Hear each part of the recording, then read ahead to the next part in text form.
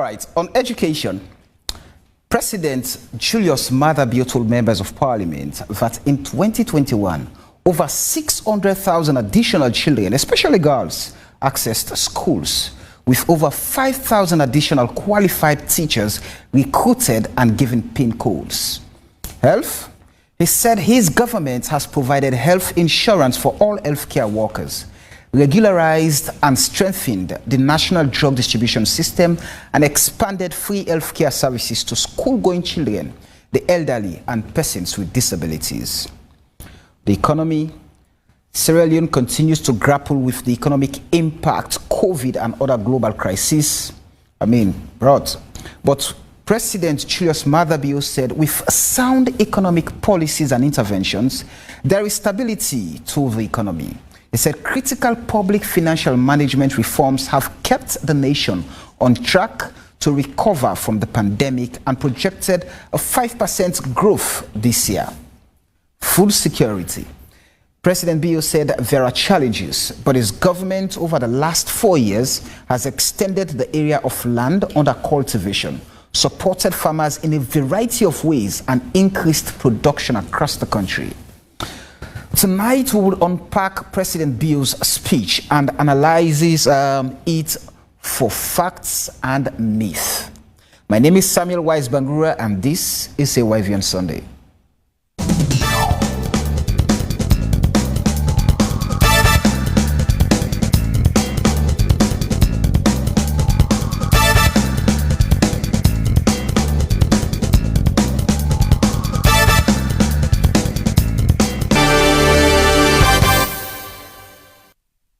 All right, welcome.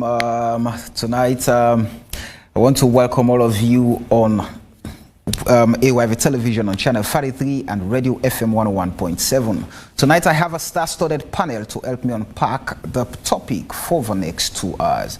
I have with me, before getting their precursory remarks on the topic, for example, to you watching and listening, following us on other different social media handles, especially Facebook. You can join us always. Share your thoughts and we will find time to read out some of your messages. Unfortunately, we'll not be able to take all of them. Time is never our best friend, so you will bear with us. But here I have with me the country's Minister of Information and Communications, Mohamed Rahman Soare. Good evening and welcome, Mr. Minister. Good evening. It's quite a pleasure being here. Right, it's always a pleasure having you. I have the chairperson and 2018 presidential candidate for the Unity Party, who doubles as the acting chair for the consortium of progressive political parties, Femi Claudius Cole. Good evening, Femi, and welcome to. Good evening. Always a pleasure. Thank you. It's always a pleasure having you. And I have from Parliament, representing the opposition All People's Congress Party, Honorable Abdul Hamid Kamara. Good evening and welcome, Honorable. Good evening. All right. Shortly, we shall be joined by the political economist Cyril Django, but we have to go on with the conversation. I'm going to start off with you, Honorable Kamara. The fact that over the last 4 years, the president has always, gone to Parliament. He has always presented his plans, his achievements, as a way of assessing what the president has presented to him over the last 4 years in terms of gains and challenges. Where would you put his government? Thank you very much. Whilst coming to AYV today, I gathered all the president's speech. This is 2018, 19, 20, 21, and now 22. So I'll have all of them. And again, I will echo the call we made in 2019 that whether it's the ministry, agency, and department, or whether it's the speechwriters that are putting these documents together, year in, year out, we've been calling them to read the previous presidential address before they do a new one. Because what we've noticed is the fact that we keep having a cycle of rotating the same events.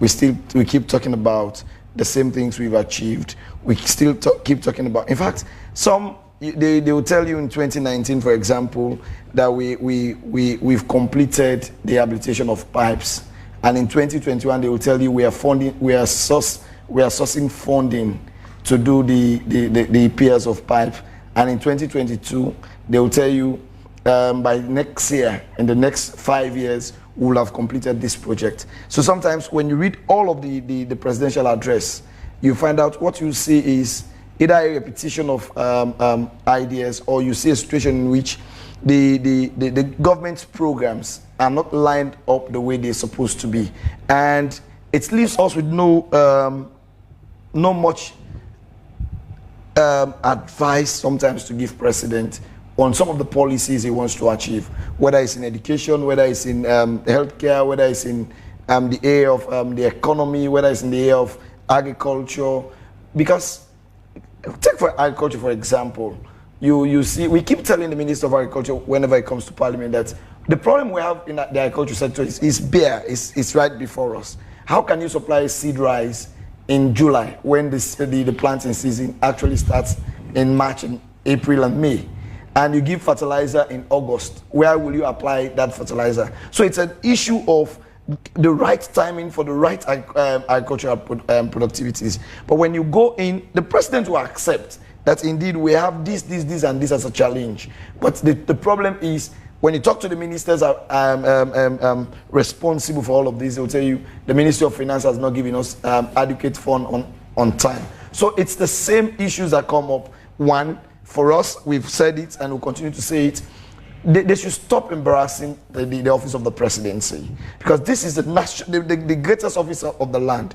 And when the president makes certain pronouncements, who should stop embarrassing the office of the presidency? It's either those who compile the speech, or those who from the ministries who give the events that are supposed to be part of the speech writing. How are they embarrassing the office? Okay, let me give you a critical example. Take for example, last year we're talking about energy generation. The president said we've increased our energy generation to 100 kilowatts. This year they are telling us it's 85 and it has increased. 85 and 100, which one is a bigger number? And you tell us last year we have sufficient electricity. Right. And this year you're telling us part of the issues president will be presenting when we succeed in the compact is the issue of the challenging issue in the electricity sector. Which comes first? But there are challenges evidently within the electricity sector. This is where we and one of the sources of power, for example, is not permanent. So yes, whilst that contributes to the power electricity generation, I mean it adds up to the fact that it boosts the wattage. But at the end of the day, if it goes, then we have to put plans for sustainability and permanent supply. Is that not what the president is talking about? Well, it's difficult, and you become part of the Ministry of Information now if you start to give some of these excuses. I'm asking questions. Because the harsh reality here is, when you say we have enough electricity, it presupposes that even in a situation of difficulty, we still have electricity. Enough, sufficient. This is what we say. Let's look at some of the words we use whilst we were writing. There mentioned the challenges to that, sufficient, electricity being generated. He spoke about the challenges of distribution. And if we go back to example, even in the handing over note, I was going through the former president's handing over note. One of the challenges definitely talked about these lines, the distribution lines.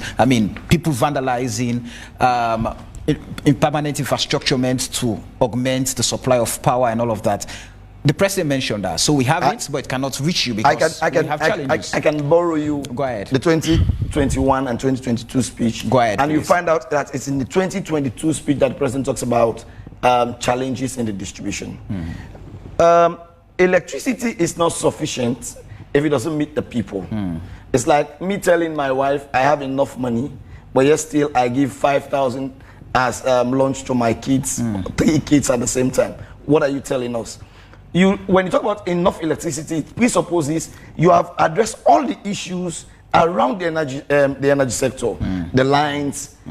It's difficult for somebody to steal from a cable that is having current.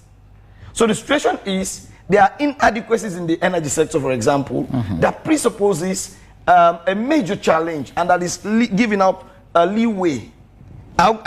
when we go deep into some of the issues, Right. I'll give you examples of what I'm saying. Say, for example, in few words, the last 4 years, how would you describe the last 4 years that he has come to you, he has presented his plans, his gains, his challenges, in few words? In few words, I will take, for example, the health sector. In 2018, the president told us he's going to allocate 15% of the budget to health.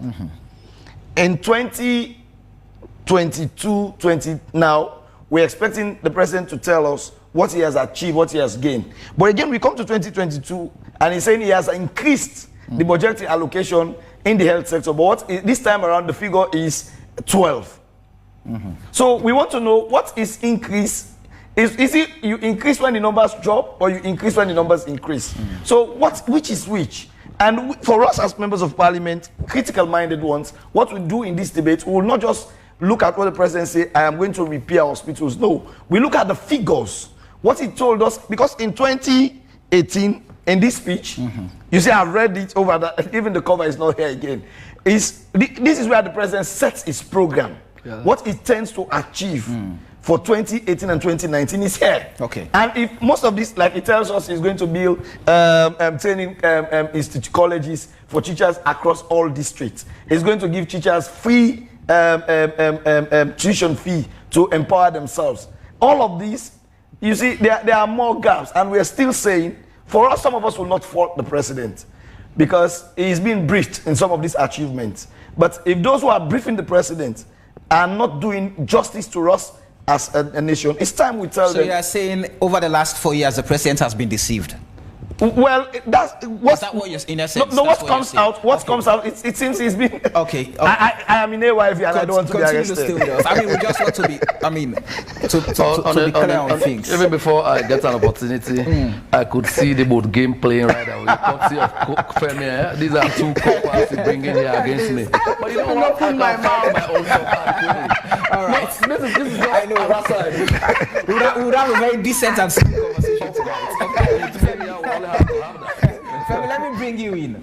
I mean, you contested for the presidency, for example, in 2018, together with or against President Julius Maada Bio, whilst he was a candidate. And since then, he has always presented his plans, and I'm sure you must have gone through the party's manifesto, the things they put forward.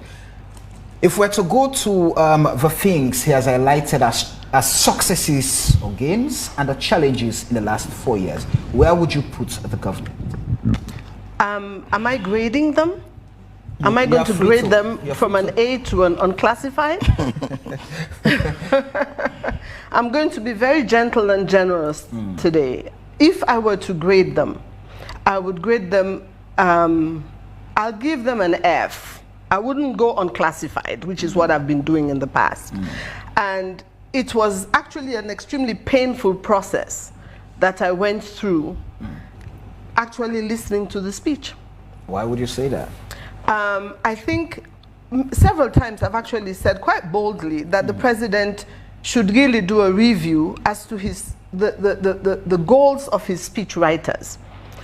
I will be generous again to say I would advise the president a couple of things. One, have your speech read to you. And then you read the speech yourself. Now, if he were to take my advice, this debacle of a speech that I listened to, I saw there were criticisms. What is wrong with the speech? In the first onset, why would anyone write a speech this long? And when you're writing a speech this long, which you can do, I mean, I've listened to long speeches before, you have to make sure that they're packed full of truths, of reality, and when somebody begins to listen, you are engaged in what the president is saying. For me, it was a huge, and I love listening to speeches. It's something I do.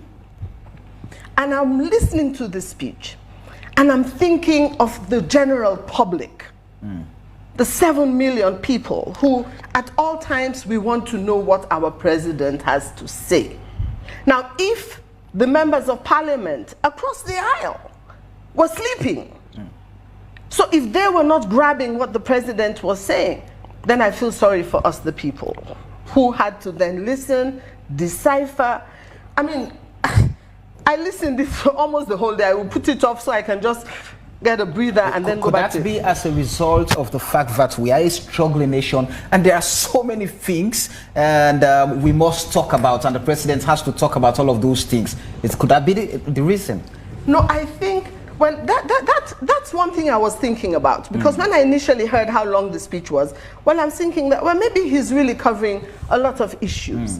And as a people, we're really going through a lot of issues. So I was curious to see how he was going to communicate with us, his people, his employers, basically, to tell us the state of things as he was standing there in the well of Parliament. So I was listening keenly. There were particular areas of interest, and I was interested about his flagship program, what he would really have to say. And we're in a climate where the teachers are crying, the students are crying. So I was curious to see what he would have to say to them. Would he say something along the lines, I hear your cry, I know you're not paid enough for the work you do, the country thanks you, and we will try to do better. Some words of encouragement I expected to hear. So that should have formed part of the speech. Why not? Are you talking to the United Nations? No, you're talking to the people of Sierra Leone. So, and then I listened for when he was talking about, I mean, there are other issues I have with the education, but let me just do a quick intro. When he was talking about health, I was totally engaged. And there's a portion where he talks about free and health insurance for health workers, free health care for old people, for school-going kids, and for the disabled. Now, that is only partly true. It is not true in its entirety. Some disabled are getting help, and school children in uniform may get help. But imagine a kid is sick at home and it's a schoolgirl, so you quickly have to put your uniform on and then go to the hospital. So you get free. Elderly people are not getting free treatment. So again, I question, as the Honorable was saying, the authenticity of those writing his speech, where before ever you put pen to paper, you must, even before coming to your sofa here, I took the time to do my research. But you cannot just be writing a speech and you make it almost, how many pages? It's a booklet, long, and then it is not filled with anything that can give the people either hope, either comfort, or even to say, this is your president speaking, and I feel your pain. Things are rough, things are not perfect, but we're working on it. There was none of that. What you had was all these grandiose things, which were, most of them were plans that have not yet even been executed. Even whilst I was listening to the speech, I had to put my generator on and off like 4 times, and you're telling us that we have enough electricity, and this is the capital, this is the hub, this is the business hub, this is where it's all happening in Sierra Leone. Then he goes on to talk to business people, and he's talking about generating money. Did the president, did the people in his circle tell him that the business people were on strike? Did he send somebody to investigate why were the business people on strike? What is their objection to that machine? I did a little research. And what I discovered, one of it was incidental. I just happened to be in the shop at the time when they were spot checking the storekeeper. And they have these men, Minister of Trade, I hope he's paying attention, maybe an information minister will tell him, Samuel, I'm vexed like tick. Why? Then they go around, they watch Udano enter this thing inside this machine, and then they come behind them, they send like a forerunner for can negotiate with them. Negotiate in what sense? Forgive them money so that then they then threaten them. They then threaten the shopkeepers. I don't understand. Well, let me explain properly. Please. So, then go inside, maybe somebody buy 2 baked beans and 1 sardine. And he didn't ring it up. Right. But what I noticed the shopkeeper was doing was, if you ask for the receipt, he'll give you. The shop is full. Right. And I wanted to observe. So I stood back, I said, go ahead and serve people, now watch. They came in, because they not ring this thing up, the person not being asked, They then sent a forerunner, somebody when now in the go before for say, then don't catch you, you not do this receipt. You get me? And then negotiate. As a form of bribery, you mean? It's not as a form, a bribe. And the amount bribed was 100,000. When I say vex, I was almost exploding. Oh. I said, wait then, where the man that they send you? Okay. I was going to actually go to them and really accost them and ask them, is this what the Minister of Trade has asked you to do? So after they had done that transaction, the man now they blow mind.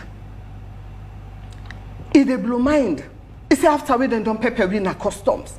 After now we self they buy this paper, person go don't buy all. And so if you do not engage the store owners, you don't engage the business people, you will not know why they cry. Okay. We'll come to the details of the speech. Let me just quickly bring in, I'm going to allow, the minister is going to be the last to comment on this for obvious reasons. Let me bring in Cyril Jembu. Cyril, good evening and welcome to you. Thank you. So Cyril, let's talk about President Bio's speech at the state opening of the 5th session of the 5th Parliament of the Second Republic of Sierra Leone. I mean, looking at the things the president presented and gains, challenges, I mean, how would you describe the speech of the president? Well, it's not an easy task, you know, to read such a long speech. I could imagine the many hours he would have spent going through this speech, you know. Even me, I would not be in the disposition to be reading 1 hour speech, let alone much more than 1 hour. But the speech was basically saying to us that all the problems that we're encountering now can be blamed on the global situation. Can be blamed first on COVID, and now can be blamed on the war in Ukraine and Russia. But in his speech, he was saying to us that my focus is to get hold of the North.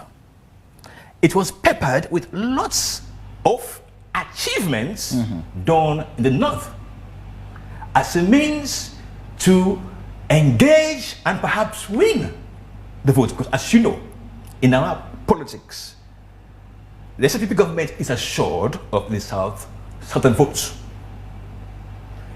The speech to me seems to be one that is focusing on getting a dent on the North. So much so that you talked about clinics being built there, mines being opened there, roads being opened there. But are those things reality? Well, I want to be very cautious. Go ahead. The speech was over-optimistic. And as Madam has just said, I was looking forward to some kind of admission of the poverty levels among all Sierra Leoneans in terms of wage harmonization, which is a critical issue, because when you look at the disparity, it's causing disquiet. And I was thinking perhaps it could even re-promise that we are going to do immediate steps to look at how we can harmonize the wages. So just forgive me, out of curiosity, again, I would have loved to ask Femi this question, but let me ask you before, I come. The president has always, delivered, speeches using different platforms, different occasions, and different fora. For example, you mentioned the president, he should have admitted that, for example, there is rising poverty level in the country.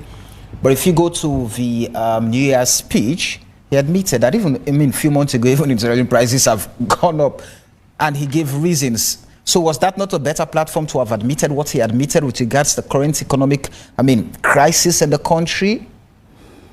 Well, you have a point there, really, that when he goes to Parliament, he goes to celebrate his achievements. So factually, you are right.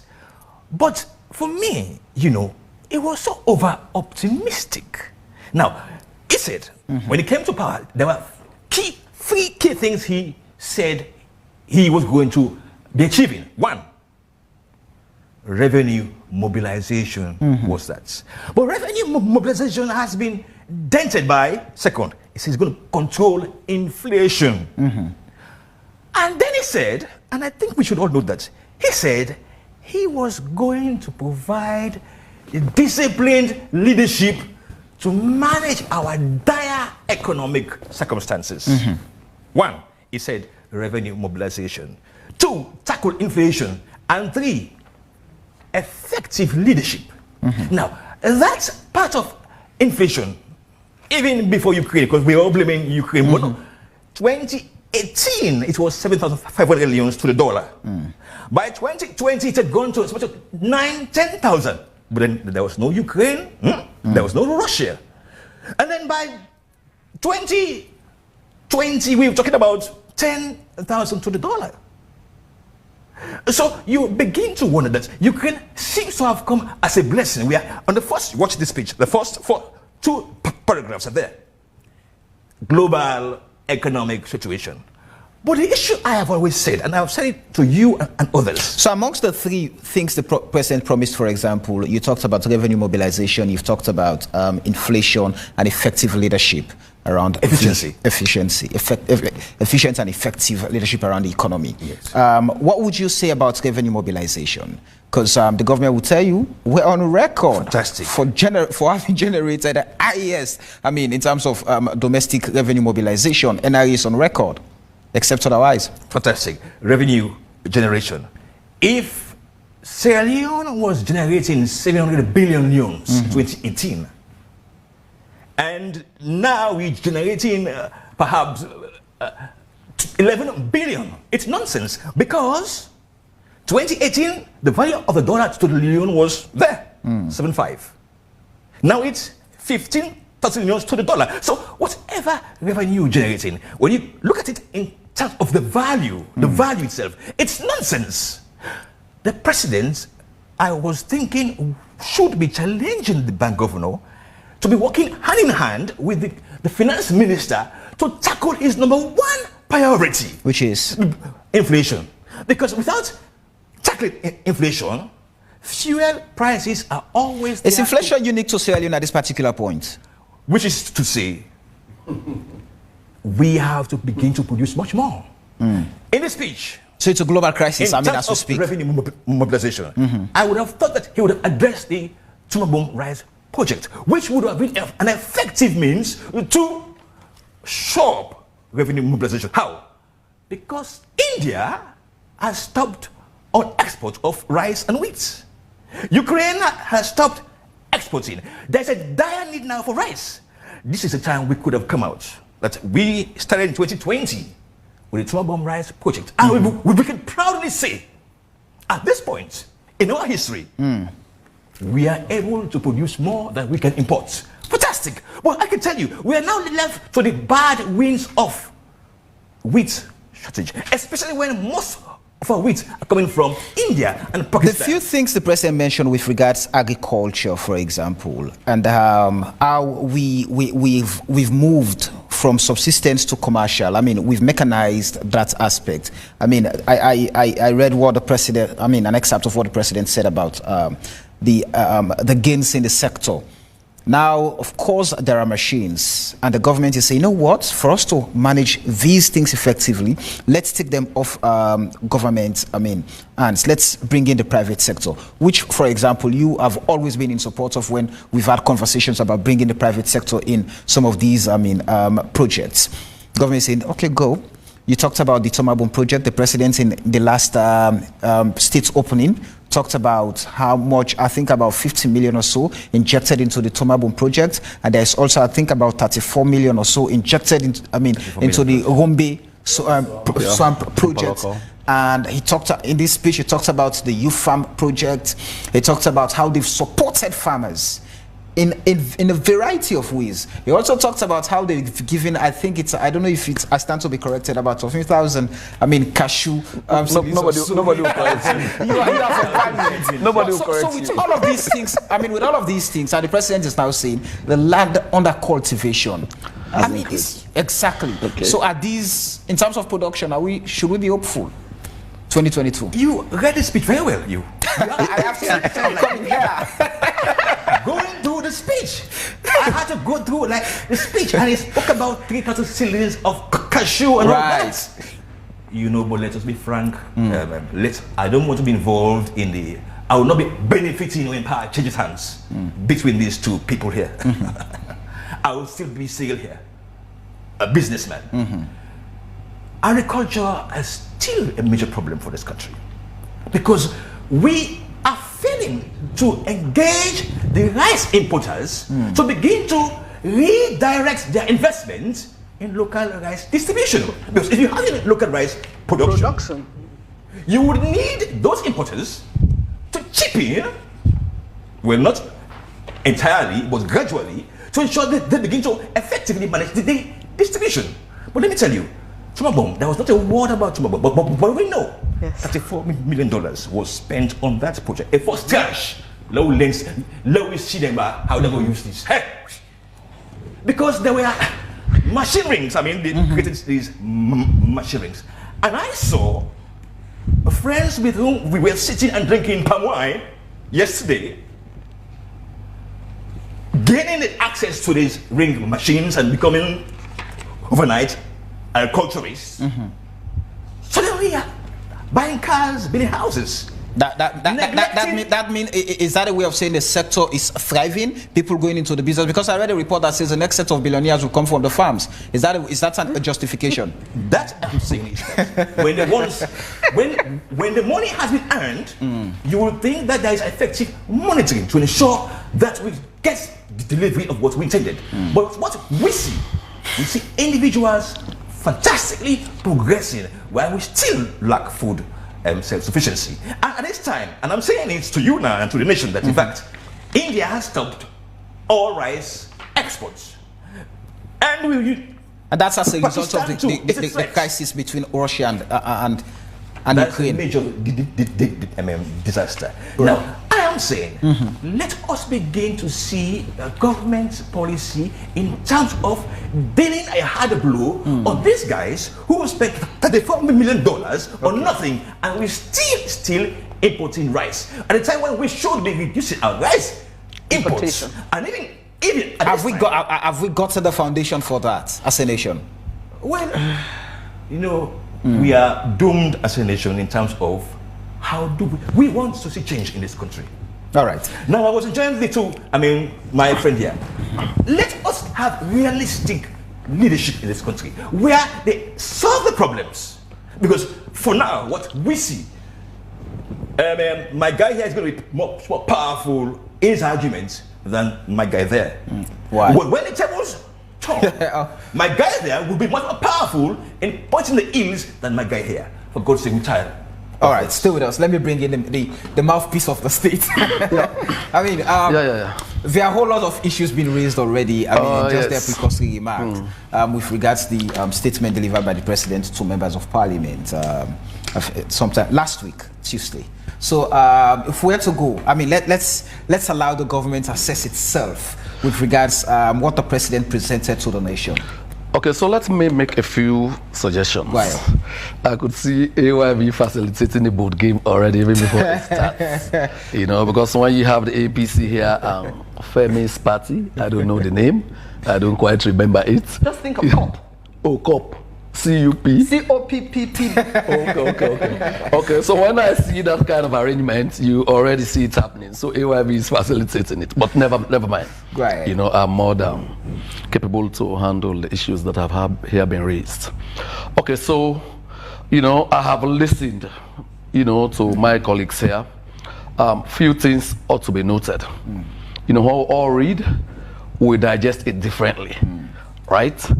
There is a thing called reading with profit. I have listened to them read, and I don't see the profit that has been brought forth here. And I'm going straight to the speech itself. We have noted here that His Excellency was all about optimism. The speech was all about that. He was very cautiously optimistic. And like a battlefront commander, he had to rile up the troops, to rally the troops, assure them that all was being done, and calling on everybody to play their parts. You could say on the very last page of the speech, paragraph 155. You have heard a lot about my government's accomplishments, but the job is far from over, right? So he is very clear, very realistic. Our challenges will never disappear, but together we can create dreams and new hopes instead of new fears and new crises. So this is a president, right, who was very, very realistic about the things he was talking about. Yes, we have made phenomenal gains, we have made substantial progress, but there are still bridges to cross, right? So he was very clear about this. Let us not distract from the fact that my brother says he's read the pages so much that the cover is lost. That's what my 10-year-old daughter tells me when she comes from school. She's a little careless when she manages those things. So she loses her cover. Sometimes we have to wrap it, right? But two things are clear. His Excellency's dream is, His Excellency is one president who respects the people who voted him into office. He calls himself the person occupying the number 2 position. He says the citizens are number 1, right? So, I mean, that was modesty I have never seen, unparalleled modesty, right? He understands as a democratically elected leader that it is the people of Sierra Leone who bestowed authority on him. So he notes that. In the area of education, right. I mean, even the archest critics will not deny the fact that substantial gains have been made. We are not saying everything is honky-dory. We are not saying we have a silver bullet that will make the problems disappear overnight. But we have made taken practical steps that have cushioned considerably the effects on parents who before now had to pay school fees. Right? Like you mentioned, in 2021 alone, you had 600 kids in school, most of them girls, right? That alone is, let us assume, like I've always said, each of you have a family, you have about 5 children, all of them school-going kids, right? 150,000 leones, just for the sake of argument. School fees are a lot higher than that before now. 150,000 leones per kid. You are not paying that now. Government is saving you all of that. So you can buy a bag of rice and invest it otherwise. You also have subsidized school buses across the country, all provincial capitals, right? All district and provincial capitals, and in the western area. That is a big, big relief for parents. Many have sighed a big sigh of relief, right? We have followed some of these kids, so that is big. We are talking about the commitment to disabled people. Very recently, you saw, apart from the other things, apart from the universal health that they will benefit from, they are benefiting from, like Femi herself noted, there is also, recently there were buses distributed to most of these physically challenged persons in their schools. This is all to ensure that government is able to cushion the impact. But let me come to the economy a little bit. I mean, just to bring out the compassion and the commitment of this government. We had COVID here. We had Ebola here. Ebola affected probably just the Mano River Union states in Africa here, apart from DR Congo that normally has periodic outbreaks. It was Guinea, Liberia, and Sierra Leone. So the whole world, rallied around us. They poured in massive amounts of money here, right? At no point did the previous government inject palliatives to cushion and ameliorate the plight of the people. When COVID struck, even though it was a pandemic, the whole world is battling to support their own. Every country is fighting to support their own. This president, because he's clairvoyant, put together, his economic management team put together a quick action economic response program, right? That quick action economic response program was to ensure the continuous availability of basic essential commodities, not only for importation but also production. It is for that reason I will never run short of any essential commodities during that period. Through the central bank, 500 billion leones was made available to commercial banks to support those processes. So while we saw long unending queues on social media in neighboring countries, Sierra Leone never went through that. This is because we were ahead of the curve. We had planned well.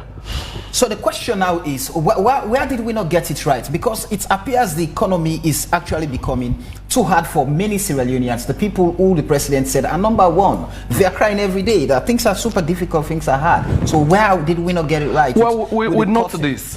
When Cyril spoke, he's an economist like he introduced him.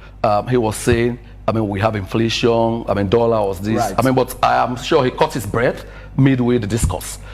Countries have to be able to produce and exports. If you don't export, even when you have the best guys, you know, from London Business School, wherever, I mean, you always have those kind of challenges, right?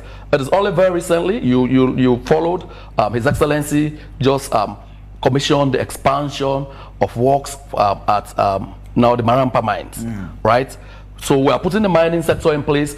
Agriculture should not be as berated as we now do here, right? Because when we took over, this country, we have never seen dignity in agriculture. This is fact. Machines were distributed to politicians. Fact. Driving through Fube College in 2018, you had some people drying their laundry on some machines that were given to politicians, right? He rightly said it. All machines are in the fields right now as we speak. We have had a major policy shift. Machine rings have been set up, e-wallets introduced, farm inputs and what have you are now distributed, not according to your political class. It is according to needs, right? They are in those communities, and the beneficiaries are quite grateful, right? It is not like because I'm also into some form of agriculture, it might not be as big as Femi's farm, but I'm into agriculture as well. I'm into agriculture. I have benefited from machine rings in the localities, not because I'm a politician, but the same rights other people have to it is the same rights I also have to it, right? So these things are happening. That is why, so this was a stage process. Number one, the president's clarion call was Sierra Leoneans to go into agriculture. You could see that has been met by and large. A whole lot of the technocrats in Freetown, even those communities, are into farming now. Last year, there were WhatsApp calls all over the place calling for combined harvesters. Remember that? Yes, which means the first objective to rally the troops to the farms has been achieved. Now they were asking for combined harvesters. This is a listening government, right? So we procure them. That's available. We are not saying that everything has been perfect. No, everything has not been perfect. There are challenges, but we are making substantial and phenomenal progress. You talked about policy shifts, and SEAL submitted that, for example, is it possible for us to get the importers pay some attention to local production? Well, that's a good suggestion. That's a good suggestion. Support and get the farmers, That's a good suggestion. That's a good suggestion. It's noted. So why am I saying it is in this same crisis? It is in these extremely difficult circumstances, right? That this government has been able to invest in roads. Remember, we're doing trunk roads to the mileage of about 1,836 kilometers across the country. We're doing inner city roads across the country, over 1,000 kilometers. So a lot, 109 kilometers, something. Sorry, before I get it wrong. Yeah. So a lot of things are happening. It is in this same crisis that we still continue to support government's flagship project, the free quality education. You spoke about healthcare delivery. For the very first time in the 61-year history of this country, healthcare workers now have medical insurance, right? When COVID broke, right, we engaged with the unions. That was one of the preconditions. That was one of the negotiating points, right? So we have done many things in these difficult circumstances. I've had, so you must give me two times the time each one of them spent to mine. Yeah, so, again, I talk about issues with reading the president's speech with profit. I see that coming in here clearly. His Excellency did say, as at the time he made that speech last year, he said we had enough power, we could generate it. But distribution, like he mentioned, is a problem. Power is generated, right? It's first generated, it's distributed, and all of those things. And we have issues with the distribution and other lines. So even when you can generate it, it cannot get to final consumer. So those are the challenges. We have had support from the development partners. We are trying to resolve them. It cannot be resolved cum fire cum, because these are things we all saw them going down the drains over the years, right? So we are resolving that. The other issues that have come up, we all know, power lines, power installations, energy assets have been deliberately targeted for vandalization or theft, right? So this is not the spirit of the country we all love, that we want to see take our place among other nations of the world. But even in the midst of all of these challenges, we are very proud of our records in power generation and distribution. We made power generation about 14%. Today is around 31%. We have solarized many communities across the country, including some in Honorable AKK's community. Not in my community. Well, I thought Sierra Leone was part of your community. When you specify my community, before you came, my chief of medical quarter had already solar installed. Okay, so many places across the country, yeah, have been lit up. So I mean, we are doing very well. There are challenges, like His Excellency noted. The problems are not going to disappear overnight, but you see a man with the neck and shoulders ready to carry on the challenges and to deliver the things he has promised to our country. Let me quickly ask Honorable AKK this question. Oh, I thought it was still my turn. You have your bite, don't worry. You have enough time to respond to the claims. No, not before the claims, but two of them, this is both game. You said you are facilitating it. I must have more time. We facilitate a very good and decent conversation here, you know that. Let me quickly bring Honorable AKK. You know, the minister has talked about the gains in the education sector as presented by President Bill. For example, let's just, zoom in on the education sector for a second. You were trying to highlight some of the specific challenges in the sector. Things the president mentioned, additional 5,000, qualified teachers recruited and PIN codes given to them. 600,000 girls, for example, children, mostly girls, accessed, schools last in 2021. That's huge. And even the report out of school going children reports that was published, I think, by Purposeful. Those things, they speak to the fact that the figures of kids who are not going to school, those figures have reduced, and we're getting that right. So what are the specific challenges in that particular sector, and what do you think the president mentioned that is not true?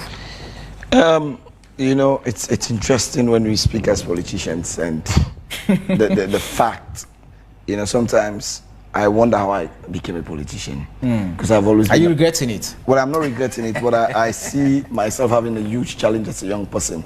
We keep saying this, and we'll continue to say it as young people. Go ahead. We find ourselves, for us, this is Boyan. This is not yet our generation of, like he's saying, this is their own generation of leadership. We came in and we are learning from them. We've sought the past, and we are to build a better nation after them. So it means we have a huge task as young politicians. So I am being careful when I analyze certain facts, because they will haunt me in the not too distant future. When you talk about education, you see, I don't know, I am happy today for the very first time I've had a minister of government saying, I'll take what you've said into consideration, Sale. If this is a culture, maybe we will have passed most of these things. When the president introduced free education, because I am too boastful to say the word quality in the free education was introduced by me. When you go to the 2018 presidential speech, what he mentioned was free education. It was when I met with the minister as a member of the committee, and I said, can we add free quality education? And subsequently the word quality was injected into it. But this is what would be my consideration. So you've contributed to the scheme. I've always contributed to the scheme. Very good. Thank you very much. Go ahead. This is where we missed it. For us, we're sure, and these were the words of the then Minister of Education, Timbo. He said, I inherited a ministry that was on the verge of introducing free education across the board. I met it at the primary level, and all girl child in secondary school were free. So my question I asked then was, why have we not taken it from the GSS, from the primary to the GSS? Look at the challenges in the primary sector. Look at take the GSS, because this is a huge project, and education at all levels is not a political commodity. You try to politicize education, you kill the next generation. So what was left for us to say, I always refer to the 2018 presidential speech. Find time to read it. You see the president analyzed all the challenges in the education sector, the two-shift system. It talked about the teachers ratio, the qualified teachers in the classroom from all sectors. So for us, we thought what we would have done at that point was take the primary education. You've introduced free education for 2 years. What are the challenges? Do we have books on time? Do we have learning materials on time? Are subsidies paid on time? Deal with that first year. Second year, take the GSS level. Look at all the challenges. Address the challenges. Address the needs for school. Again, there is a major shift in the whole system. Who are the guinea pigs of this system? I sat to the first NPSC. what we knew at the time was there were going to be specific schools for the SS system as you enjoy the A level. Not all schools were meant to be SS schools. Some were meant to be tech-voc schools for people who cannot pass Beke. So this system over the period was all mixed up. So if you're going to take a free quality education, go back to this system and have schools that have the required staff to take the SS exam. Schools like Model and the other technical schools were meant for NCVA exam. Take them back to where they are. Schools that were meant to be GSS school, take them to GSS school, systemize the entire education sector. But what we did was we came in, we took everything on board. Again, there was a critical point. There was this introduction of SS4 that we politicized. You know, sometimes I blame politicians for the fake conduct of our society. This was not a report that was generated by politicians. Can we just rephrase? Sometimes I blame us. Okay. You see, I'm coming from the clergy world, so sometimes I forget I am now a politician. So you have to keep reminding me. You had people who are today again in the same education sector, the Bamaja of this world. They came together and they had this committee to investigate what was the problem in the education sector, more so in the SS system. There was this system in which results were produced very late. Kids go to school very late. And there is also this issue of celebrations in school. All of it was calculated. And they say by the normal trend of the academic year. And the syllabi, were not completed. They were not completed. And the rate of failure were so increased. Yeah. So what happened was they brought in the idea of adding another one term. In fact, in the 3 years, we took the WASC exam in April. That's just the mid of second term. So even in the 3 years, one time was almost eliminated of the calendar. So the introduction of that fourth year was to address the timelines of the syllabus. And that is how in 2019, when 2018 you had these two sets of kids, SS3 special and SS3, the results were extremely good for the SS3 special. He knows it, because these were the set of students that went to the SS4. But again, you go to the education sector, you see the president promising in his manifesto and in his first state address that he's going to build in every section one primary school, in every ward one secondary school, and in every chiefdom headquarter is going to build a senior secondary school. I think that was not enough. He acknowledged the inadequacy in the classroom. I can take you back to this. It's very important that the president was talking about training teachers, and he gave us an analysis. Let me see. Okay, let me go there. He said the limited number of qualified teachers at all levels. Only 55% of teachers in preschool, nursery are qualified, meaning 45 are not qualified. He said at the 42% at the primary school are qualified, meaning you have like 58 that are not qualified. He said in the JSS, 49% are qualified, meaning 51% of the JSS teachers are not qualified. He went further to the SS.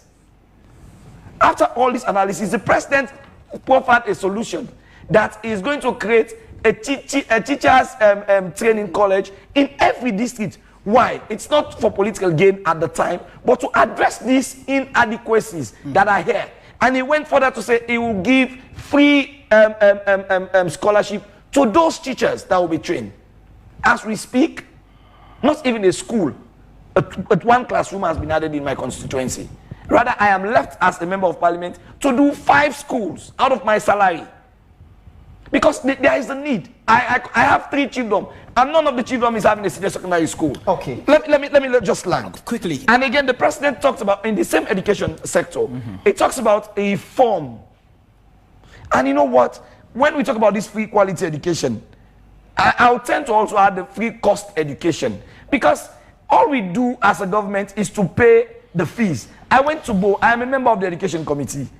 That's why you say I'm burning out of anger. We went to Bo, and you barely understand that books that were meant to be given to the kids before the school reopened, the books were packed in the stores, and the DD then in Bo is saying transportation allowance has not been sent for the distribution of the books. Even the Bo school that has just one wall dividing the DD's office and that of Bo school, barely, if you don't want to carry the books, just take them and send them across the fence. The kids will collect their books. The books were not supplied until October, and when at all the books were supplied, it was only 3 books. I agree those are challenges in the education sector, but this is why we call for a systematic transformation. You just don't move into a sector. What we are having now is, how can you pay 10,000 for a child in JSS? And deliberately, Mr. Wise, let me hammer this one. You pay 10,000 for the poor man's kid that is attending a government school, but you don't have the heart to send your child to that same school. 10,000 for term. So the old subsidy we talk about in the primary school is 30,000. The old subsidy in the JSS school is 90,000. The old sector we are talking about in the SS school is 150, and that's not per child a year. And because we know school fees, because we know as politicians, I paid 60,000 when I was in secondary school. Thank you. Because we know as politicians that this is what we're doing. The education we profile for the general public is not good. We dare don't send our kids to those schools. What we are saying in essence is, for me, I'm guilty of that too.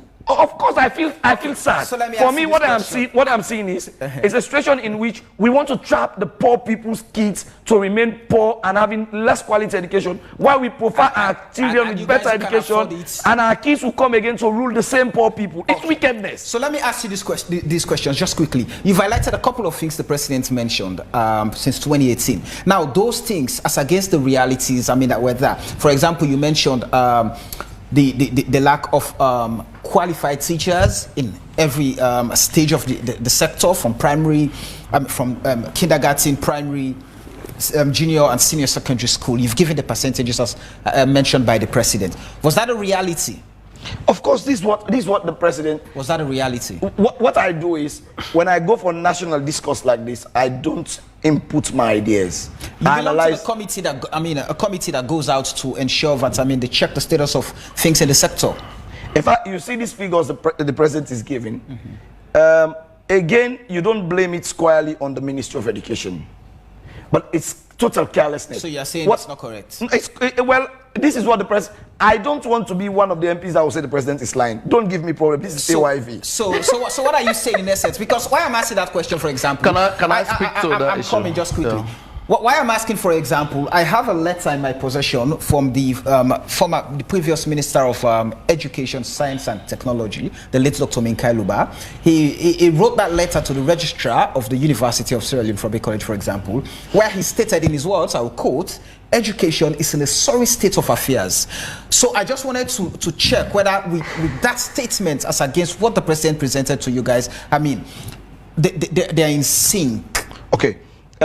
When I told you just now that we are generational politicians, right, and I don't want to go into the game of blaming political parties. It's not about blaming. We're not blaming here. What we're saying here is this number of teachers. The solution. I am more interested in the president implementing the solution to have combat this problem. What would have been the solution? Having colleges, teachers in colleges in L districts, allowing teachers by time to go for free education. That's what he said. And he also said, coupled to this, if you read further in this same state, he said he's going to improve the livelihood of teaching, and he's going to make teaching an attractive act, in which teachers will go in for their licensing. You'll be licensed to be a teacher. That's the pride that was promised the teachers. But sadly, again, I have said this in other medium, I will say it again. The current condition of teachers and poor salaries in this country is to be blamed on Parliament. We have the salary and wages compensation bill with us, and nobody has done anything about it. The speaker is comfortable with it. Mention that bill. I'm happy you're honest enough to mention that. We'll come to that and look at the role of Parliament, whether Parliament is to be blamed for all of the troubles to go through as a nation. But just before I come to you, yes. I have listened the listening of problems my brother there has catalogued, bedeviling various sectors. Again, like he references, I'm also going to reference. Go ahead. Right? You have referenced. I have not gone to 2022. I am still dealing with 2018. 2022. You have stayed with 2018. That's what makes it complementary. Right. The arguments will complement each other. Okay. In 2018, when His Excellency made those commitments, because when he talks, they are really commitments, right? I mean, some of them could not come to pass because of force majeure, because of exogenous reasons. So now, in the very first and second paragraphs of the 2022 speech, let me read. I'll follow. When I first addressed this honorable house 4 years ago, the world was in a vastly different place. I brought to this house plans to translate campaign promises into policy actions, to tackle troubling inflation and low revenue mobilization. It goes on. Paragraph 2, he says, no one could have predicted then that we would also be tackling a global pandemic that will cause unprecedented disruptions, irrational spikes, and uncertainties within the global economy. In the words of Martin Luther King, the ultimate measure of a man is not where he stands in times of comfort, but where he stands in times of challenges. Yes, difficulties. I dare say that the ultimate measure of a leader and a nation lies in his ability, in the ability not just to weather a storm, but to emerge hopeful and resilient. So the president has been very clear. When he made those commitments, the situation has changed dramatically.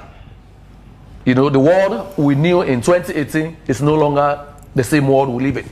So that is clear. Something is missing. We have not made this an excuse. We have not made it an alibi for inaction.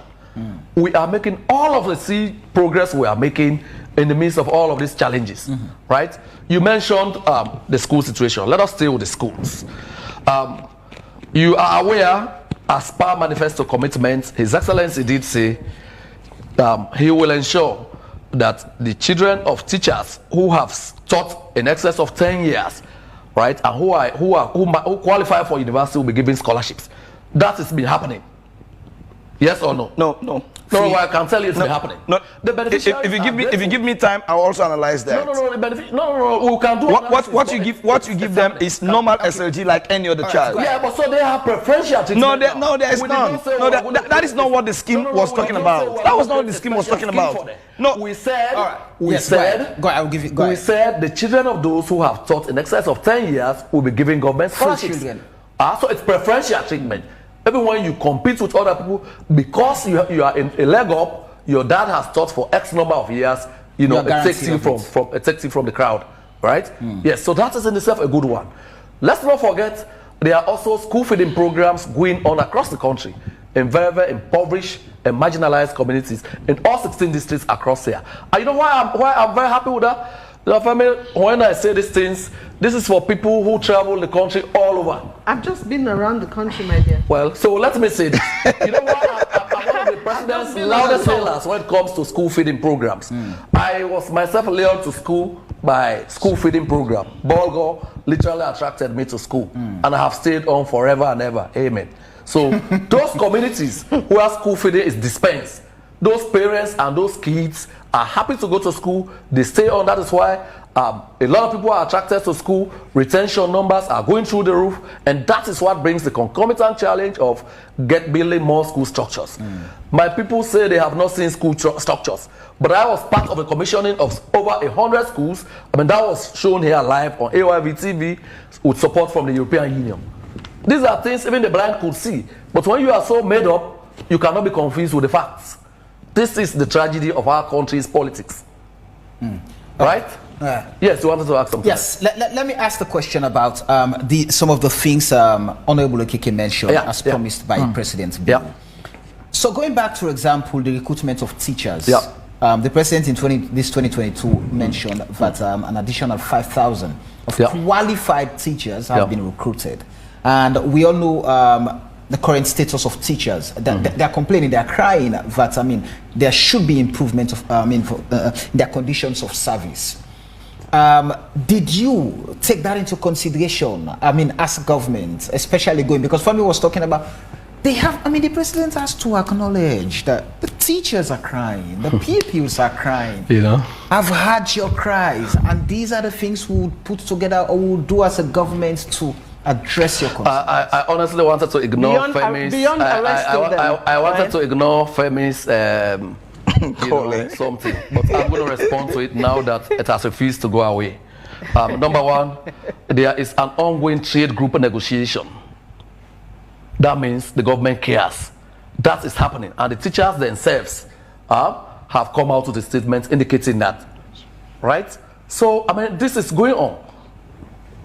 And already she was grumbling that the speech was so long, so he wanted those other ones added so that it could be longer. No, you know, so what I say, I wanted it paraphrased. Go ahead. well, when you become president, you can do your own speech, even if not in our lifetime. Anyway, so this is very clear. When you are too made up, you are not convinced with the facts. It's a tragedy. So trade group negotiations, like we all know, are ongoing to address the teacher situation. General salary disparities. As a cabinet minister, I also want more. I also want more. Who does not want more? Everybody wants more. AKK there wants more. But the fact of the matter is, there is a wages and salaries commission. Which we are wasting money on. No, that bill. We are wasting money on that commission. That bill is in parliament. No, we are wasting money on that commission. No, he knows. So, I mean, I'm happy that he's been very honest today, right? He is saying they are an integral part of the problem because the wages and compensation, the wage bill harmonization committee is in parliament gathering dust. They should have brought it forward. So this government, to all intents and purposes, has been taking the tough right decisions. So we brought in a consultant with support from development partners who worked on that thing for over years. That document, like I mentioned, it's there in parliament. So it's not a priority of the president. Well, Why would you say that? that's why I he have put seen- all the money there. That is why he drafted the No, bill and it's in parliament. it is not a priority of the government, would the you say president. I have seen bills, I have seen agreements, I have seen negotiations that are the heartbeat of the president. They go to parliament and they are passed the very same day. I'm also aware that when parliament wants it done, even when the minister No, is not there, wait. even when the minister We is not are there, in you parliament. subpoena. We are in When parliament. wants it. But look, When I'm your customer. I'm almost always there. No, I am You are yours. part I of- sell to you. you. Are part of a committee I that know. subpoenas me 1 million times. Even when I say put it on hold, say it will not be on hold. It must continue. that is So let's leave it. that one. When Let's it is continue. when it is the need of president, it goes to parliament with the. Let me say. So wait. Let me end Is this. that a way of saying the executive is controlling or influencing you guys? If you don't say that with the time you spend. I'm asking. No, let me just Is say that this. a way of saying it? If you don't say this with being a Sierra Leonean, it means you don't understand the body politics of our country anymore. What we're saying here is simple. As I am saying I think I was this. on my leg. I didn't quite- No, let me end. Let me just clarify this. Okay. Go ahead. What I keep saying, we are as generational leaders, and we want to address certain things that are wrong. And that is why the other day you had Tawa all over and people thought he was being troublesome. Because he's seen the problem and he wants to fix them before he gets old. I don't want to be 50 and still be... Let us not eulogize people here. If we begin to talk, if we all begin to talk here, we'll make this let me just ask. So in essence, parliament is the Let us problem. not eulogize people here. You Honorable know the AKK. drama. You guys Okay. have someone me 1 million let times me ask when you. I am bringing the bill. I know. Let me Let's ask leave you. that one, please. Okay. Mr. Now, I don't- Let me ask. Parliament is the problem. In fact, this one I'm saying He knows here, it. I met the speaker. I am on record. Take me on record. Right. I told him if that bill is not brought to parliament, I'll take it to the public. Because let's take for example, Okay. a teacher in grade 7, you understand, and a civil servant in grade 7 have different conditions of service. And But this is up to you guys now to No, harmonize. that is it. So- and government even is there. The bill is in parliament. the PS, no, this is something even affecting us as a parliament. The PS and the clerk of parliament are in the same grade, but their salary and conditions of service are different. The principal of a secondary school is in the same grade with a senior director in government. Their salary, in fact, what they pay. So when a VAT is done, parliamentarians would not be happy, which is why you're keeping that bill. In fact, no, I'll comment. I'm making a final point on this. Choose not to comment, please. No. So you know, Yeah, yes. there have been moments of real honesty here during this debate. you know, I mean, the acknowledgement that this bill is in Parliament, Right. as, Of course. as a testimonial commitment of And the executive Speaker is pressing to it down. address this And yawning it's kind of disparity. So that is already there, and I know when Parliament wants it done. No, I know when President wants it to be completed.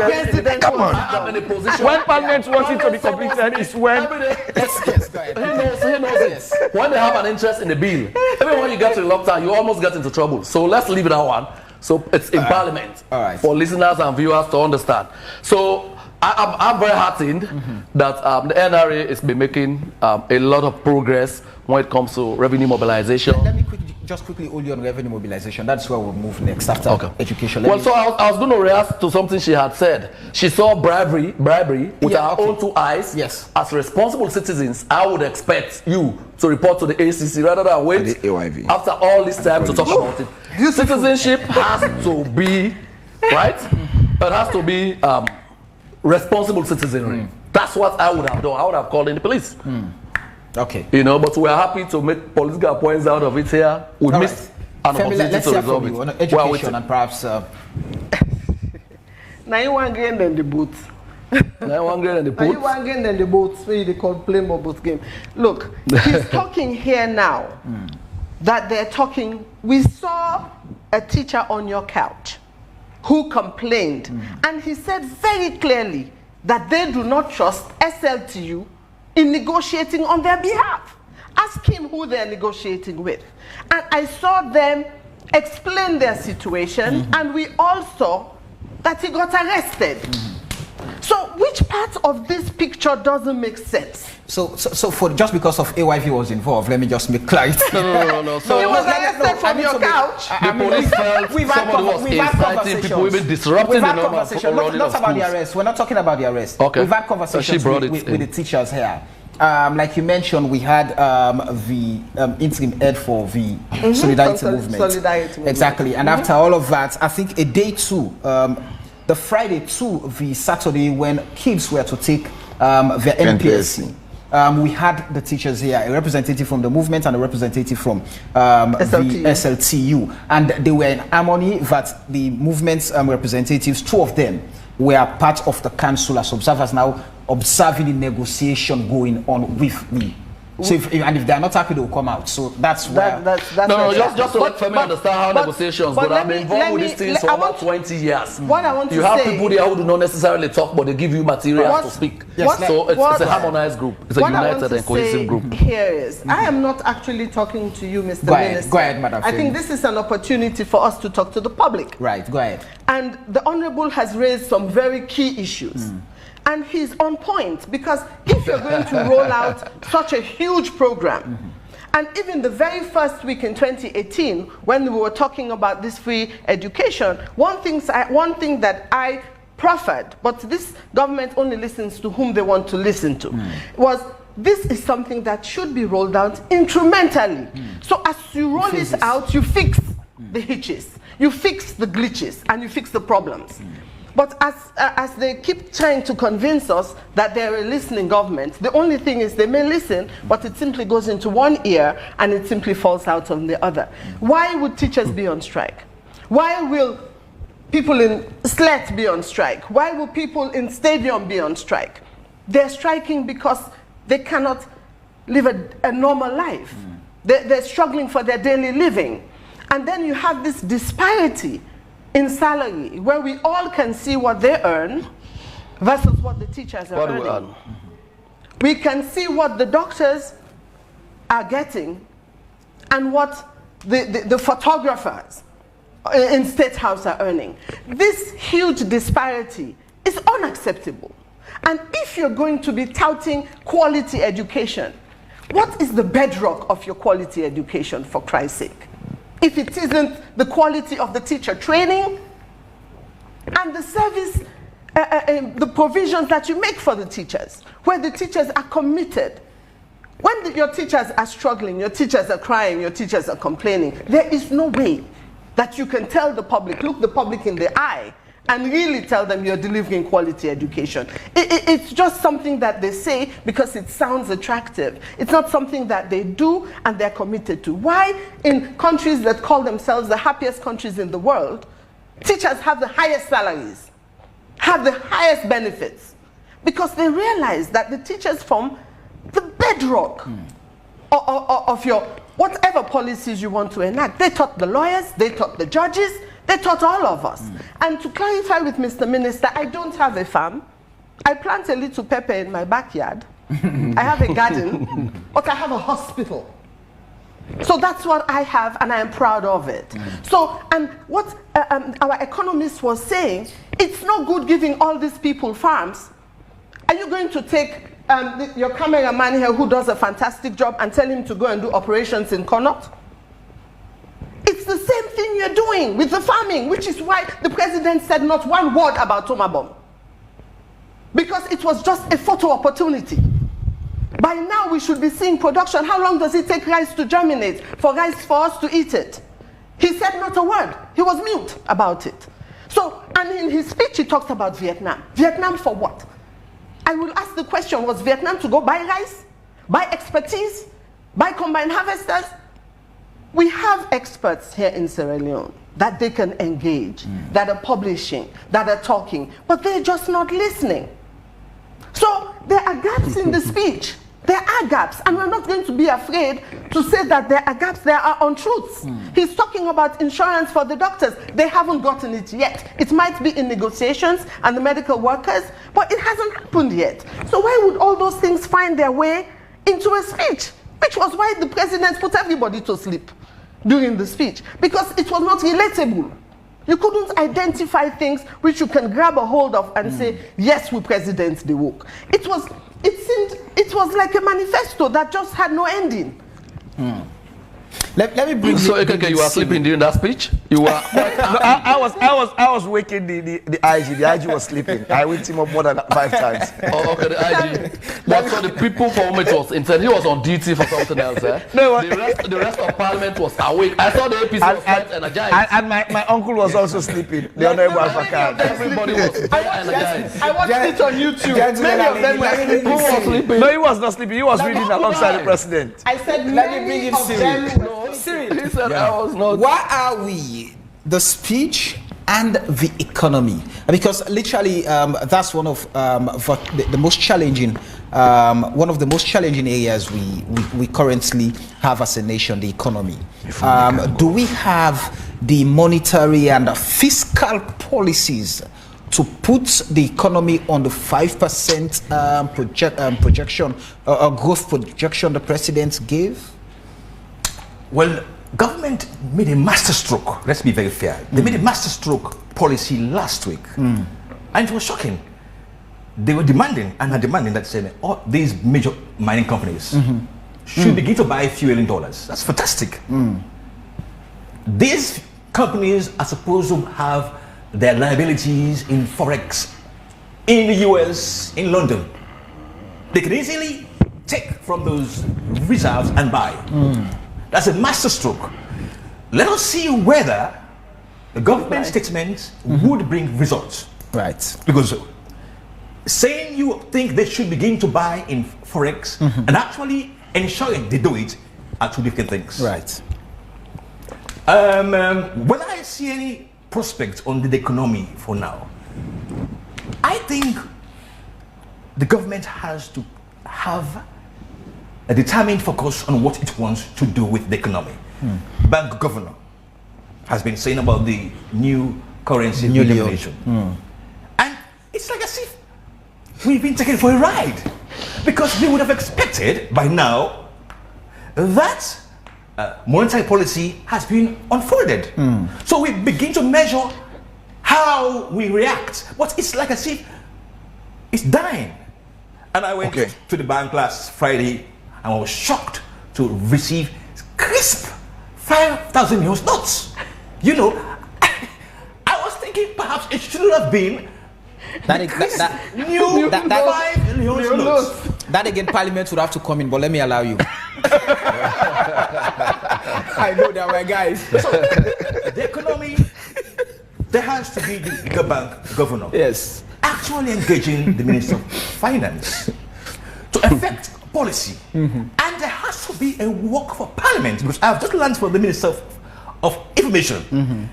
I was among those condemning the lack of wage bill harmonization. Yes. But it's saying to us that they have in fact sent this bill to Parliament.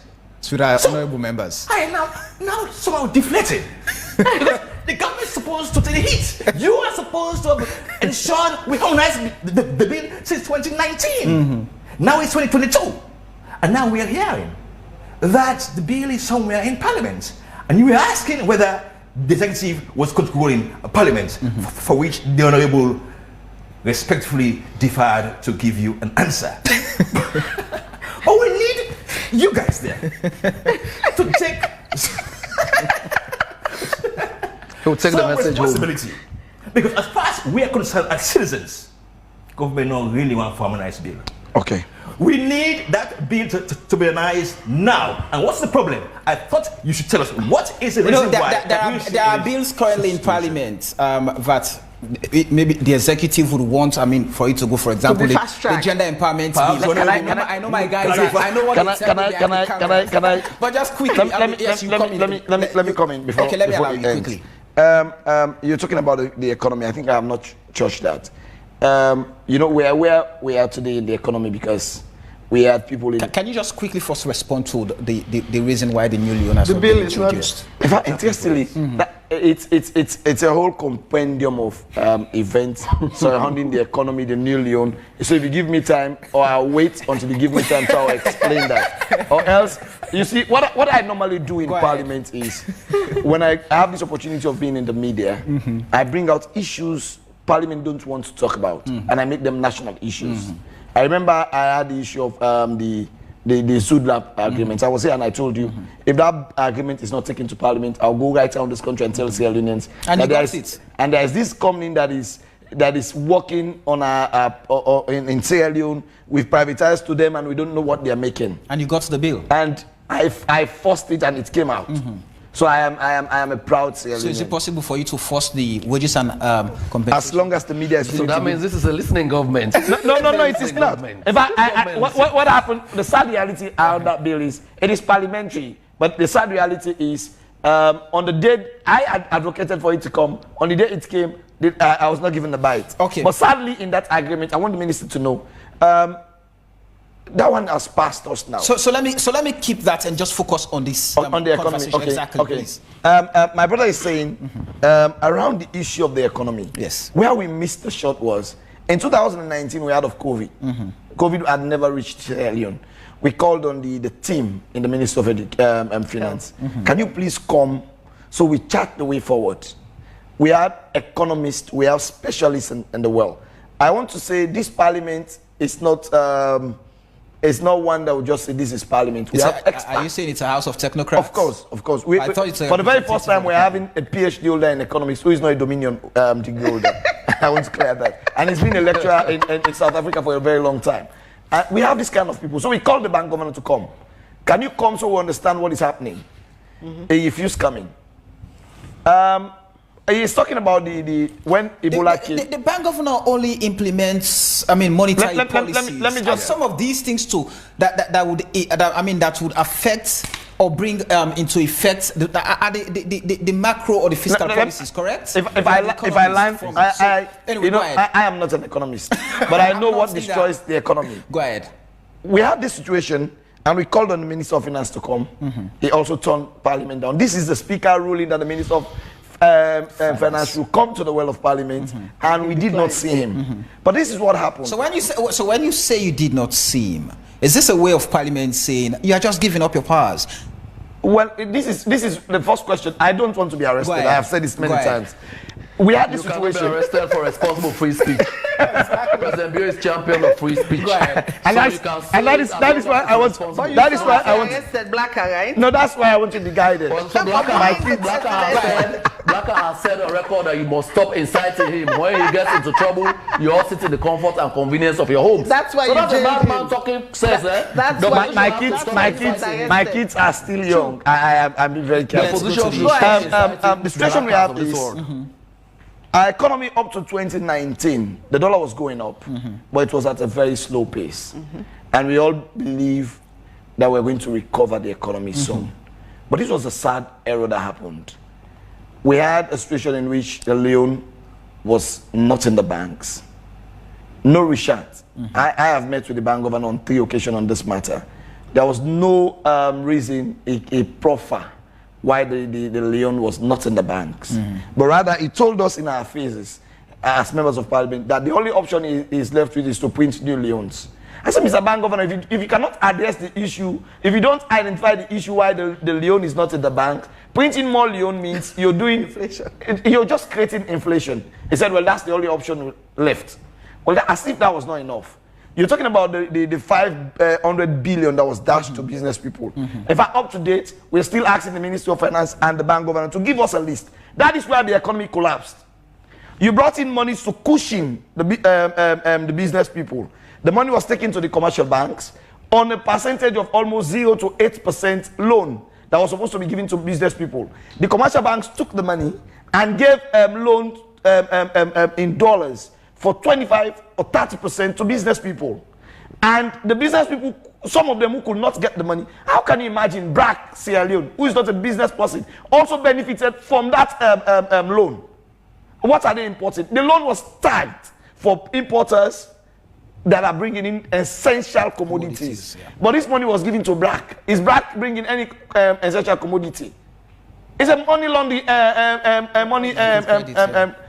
crediting facility. So we are still asking the bank governor and the Minister of Finance, can we have a list of the people who benefited from this? So when the business people could not get the much needed dollar that was promised them, they went to the black market to buy. And when government is saying you should control the way you sell, the items were in the market agreed. Monies were meant to be given to the traders. The money went the wrong way, and we saw the Leons coming. Sorry, Mr. Minister, boys. And when the bank governor was talking to us, he said, I know those who held the Leon, and I'm going to bribe them to bring out the Leon so they will take dollars. So, like, I know Madam Femi has some dollars in his house, some Leon in his house. I said, okay, you can give me dollar, I'll give you Leon. There is no transaction of how the Leon came back to the bank, and the lawyer was the dollar was dished out to people. Okay. So the situation is, we're still saying, please listen to us as opposition. Sometimes we don't say it in bad faith. Okay. We say it to bring out a situation, because when it goes bad, it is us. So the issue of that he brought in, the issue of not just the million, he also mentioned the issue of the wage bill. What has happened to our wage bill is, it was brought to Parliament. It saw the committee stage once, and it disappeared naturally. I'm told you guys are not being catered for in that bill.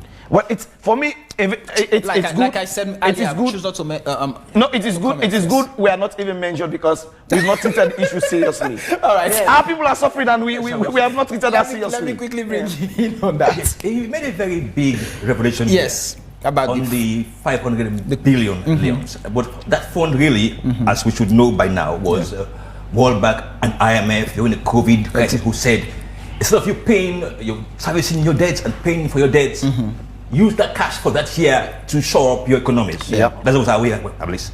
But he's saying to us something which is explaining why the economy is not responding that much.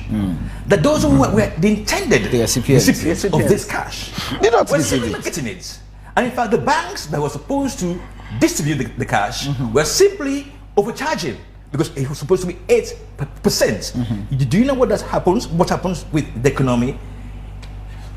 It affects the circulation, because for the economy to be vibrant, money has to be circulated. Right. You should have cash, I should have cash, we also have cash to spend. It flows. When you spend, government gets enhanced taxes.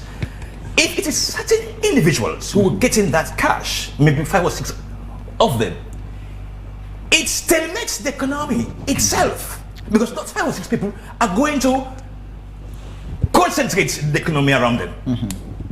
And the fact that the cash is not circulating stagnates the growth of the SME sectors, because it was supposed to be 8% interest, and it was supposed to go to as many of these inputs as possible, and in fact a broad bracket of them. But now we have learned that certain sectors of the cabal economy, because mind you, this economy is a cabal economy, special interests have run on it.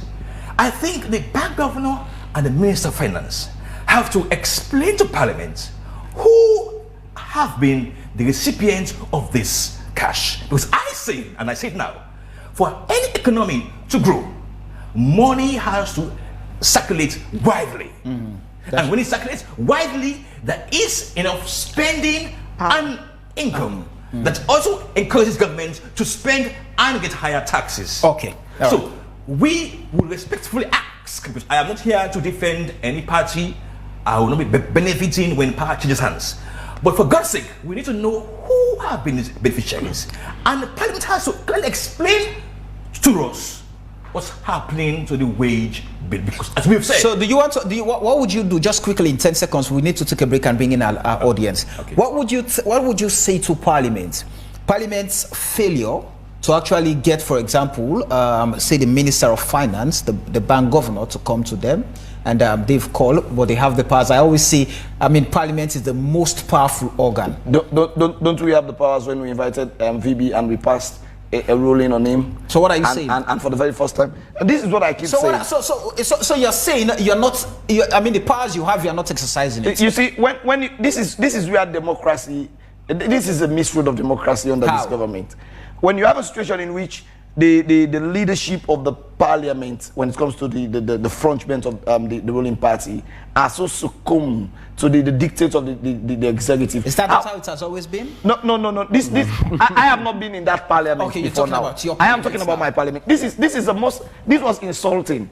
This is a man who stood in his office and insulted a woman MP.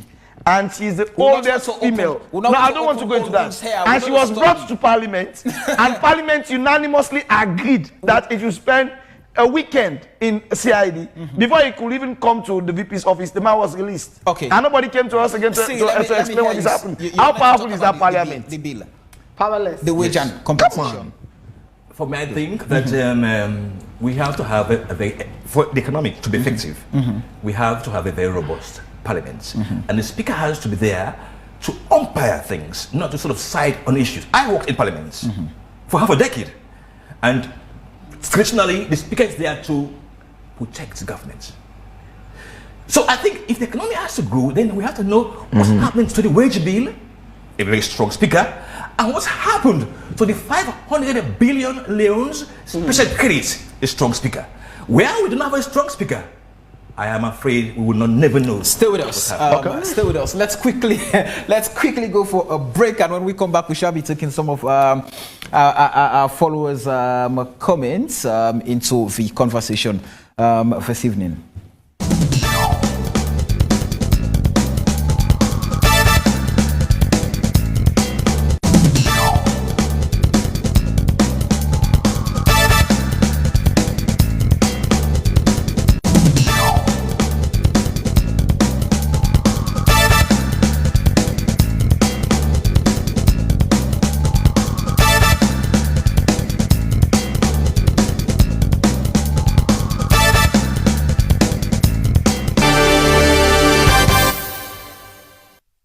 All right, welcome back. The show is AYV on Sunday, and we're on parking President Julius Maada Bio's speech at the state opening of the 5th session of the 5th Parliament of the Second Republic of Sierra Leone. The camera is on me right now.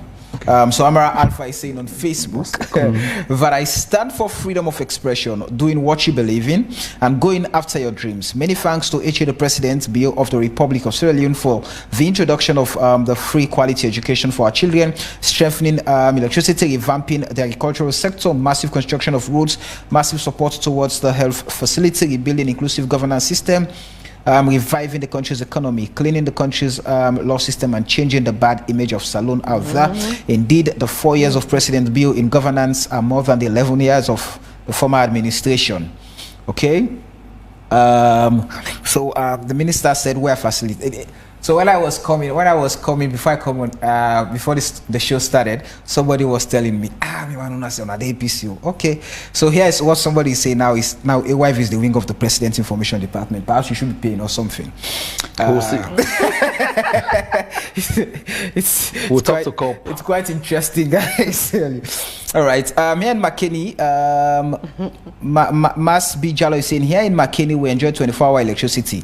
Kaimu Kenneth is saying, this, okay, I don't want us to just go into politics, APC versus SLPP. Please, let's just go to the issues. Here is a nurse thinking of becoming a president. Kaimu Kenneth is saying, Abdul Kabo, Zoe Muriel is saying the president's speech has always been repetitive, always making failed promises. Zoe Muriel sent in that one. Mara Usman is saying the woman of substance. Okay, that's a complimentary message there for you, Femi. But we're skipping those complimentary messages and go to the ones. The only reason, okay, Ibrahim Jakema, I'm not going to go through that. We should think properly. It's power for a particular set of people. Can we just speak to the issues exactly and just avoid the political? I know this. Too much. Ibrahim Jakema, that's too harsh. Fixing it. Can we just? I might make a decision to just forget about the messages. There are so many, and I'm struggling to actually. This economic, nah, okay. This pauper government will continue to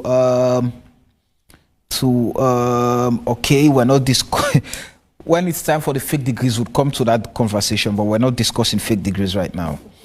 It's it's a new direction. In 2021, over 600,000 additional children, especially girls, access schools. Okay, I think I've gone through that, Ibrahim Jakema. We need politicians that have stake in a national politics, not people who cannot get even. Okay, that's not what we're discussing, please.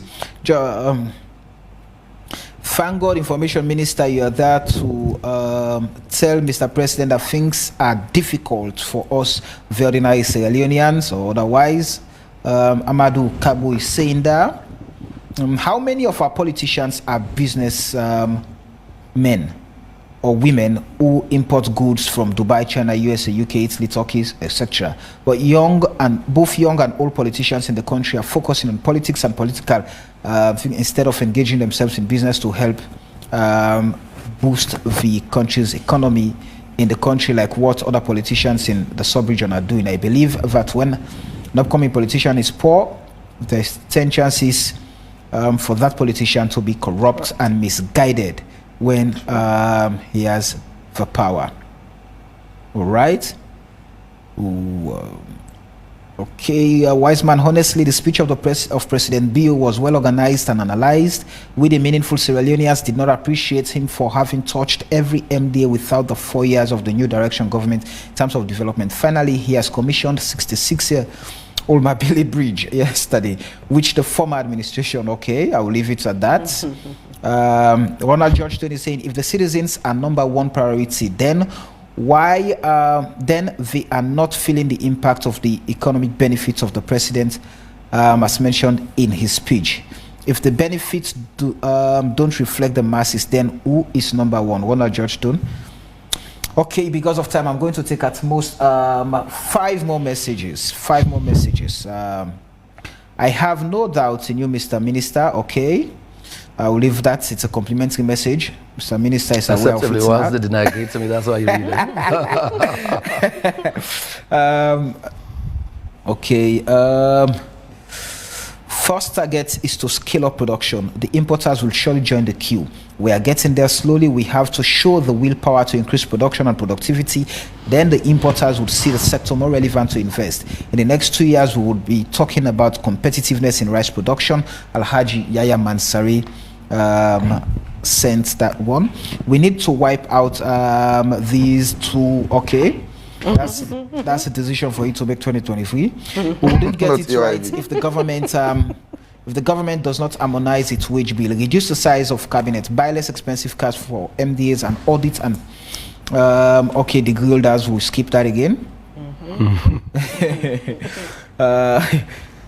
Is the minister aware that patients have to contribute money for food at PCMH? There were Give me no water. doctors present when an investigative journalist visited there today. Investigative journalist is Editayo George Temple, mentioned here. Okay? 2 more to go. We must remember that COVID-19, the war in Ukraine, is a global phenomenon which impacted every country. However, most countries were able to cushion their economy because of diversification of the economy, like exporting, manufacturing, and taxation, with all the inflation which these other countries have faced.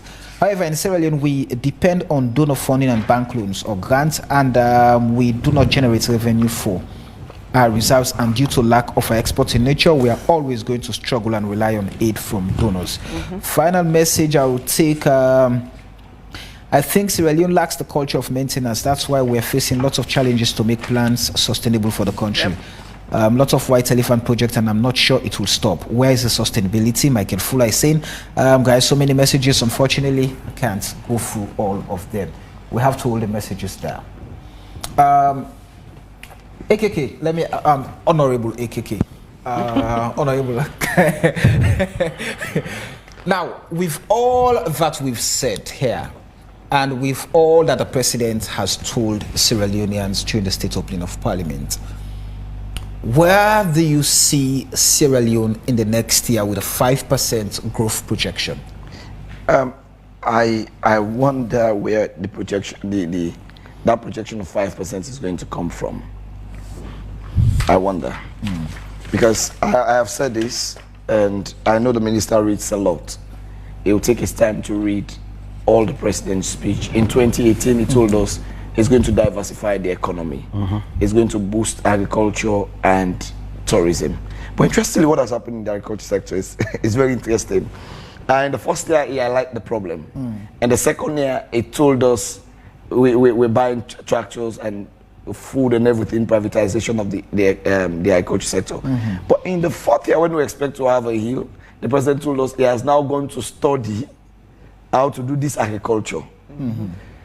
What do you do in such situation? I think you study first, then you come in. Meaning, for all you know, maybe what we've where we'll have stopped in 2018 was we do the land, we increase the land field. The president go to study about agriculture. Then we start to know what do we do. Is it seeding? Is it agriculture? But we have addressed seeding. We've addressed the issue of mechanical farming. We've addressed the issue of bringing in entrepreneur into the farming, for which most of us who know them, they were never farmers. They don't even know the season to plant. But now they are so much acclaimed farmers that are in the field. Okay. But the problem we have is, just quickly, yeah, we do not have time. if you diversify in the economy, because again, I have said this and I'm on record and I'll say it again today. No economy will thrive in a society of chaos. No economy will thrive in a situation in which the human rights records are not up in their game. No economy will thrive in a situation in which the judiciary comes under scrutiny by internationally acclaimed institutions. No economy will thrive in a situation of political tension. For me, my suggestions are very simple. Quickly. Let us depoliticize the tension. The political tension must reduce. We are going into elections. We've known Sierra Leone to be a situation in which he's SLPP, I am APC, he is my Koto, I am his younger brother. We all went to the same fraternity. We are friends. We meet, we play. Right. But if we increase the political tension in the country, investors will not come. Is that possible going to 2023? Well, it is, okay. Because it's a one-way. Let me just say this. It is just a one-way tension. It is actually the government that's supposed to uphold the peace and serenity of the country that are causing the problem. It's one way. One way. What should we do? Move forward. And that was something that was glaringly absent from his speech. And there was a point where they were heckling themselves. And there was a point where the president said, this is a sign of democracy. No, it isn't. It's a sign of division. And there was nothing in the speech. For the very first time, we saw people who are not parliamentarians came into the world and they were shouting. There was nothing said regarding how divisive Sierra Leone has become along color, along political, along regional lines. That was missing. And that, again, is another bedrock of our development. And he didn't address it at all. You know, that was a missed one. Seal, Finally, For me, yes. the masterstroke policy to ensure that major mining companies start to buy fuel with Forex is powerful, but it has to be sustained. And two, I think we want to know who are those people who are getting these 500 billion leons to service the economy. We want to know who are they. I think it's a good gesture by the honorable here to pursue that. We want to know them, because when the money is not circulating, we see the impact. And thirdly, no economy will go with this kind of dire power issue that we have in this country. It's not improving. It's like as if it's constantly there. It's like the Northern Star. We need power, and we need it to move from being temporary to something permanent. All right. Mr. Minister, Yeah, finally. so thank you very much. Again, I will insist on politicians reading with profit. It is not enough that will come to the public to score political points. His Excellency is very concerned about the peace, cohesion, and stability of this nation. It is only in a context like that that our very, very clairvoyant policies will get the full effect and meaning for our citizens. Let me read this to you. Quickly, please. Yeah. He spoke about building bridges. Figuratively, one of the reasons I'm fascinated by bridges is that it always reminds me of the task at hand. Every time I commission a bridge that my government has built to connect communities, towns, and cities, I'm reminded that the secret to a cohesive, resilient, and strong nation lies in our ability to reach across the spaces that appear to separate us, to build connections between our various groups, realizing that we can all succeed if we work together. Finally, he noted, we're a tolerant and optimistic nation. We must resist the rhetoric and divisions which drive a wedge between us. We must embrace those with whom we have. So it goes on. Let me say this on the final party note. Quickly, please. I'm happy that it came from Honorable AKK. A couple of days ago, one of my outreach officers, Alpha Saidu Bangura, went to attend the funeral. He was to offer prayers at the funeral of a dear family member. The APC crowd booed him, they manhandled him, but for the intervention of a few sane people there, something untoward would have happened to him. That is the despicable extent to which this country has sunk. And in comparison, it's on video. The video is all about social media. When my mother died, Dr. Sylvia Olayinka Blyden was there. Exactly. To attend the funeral. She was recognized, and she received a warm welcome from everybody who was there. The APC has to learn to be tolerant. No. So it's the SLPP and the SLPP. No. It's not SLPP. No. Afasaidu said. Gentlemen, in fact, it was very close to someone when they were working. No, it was not. It was not. I'll send you the record he sent me. No, he sent me a personal record by the state. So this is legit. So you are watching and listening. Many thanks. The show has been a YV on Sunday. My name is Samuel Wise-Bango. Remember, a repeat of the show comes up on Thursday at 10 p.m. just in case you miss this part or all of it. But a fresh edition comes up next week, same time, same station, here on your home of all things credible, factual, and all times balanced news. Say, my name is Samuel Wise-Bango. I say many thanks, and up next is our AYV Primetime News. Take care of yourself and stay blessed.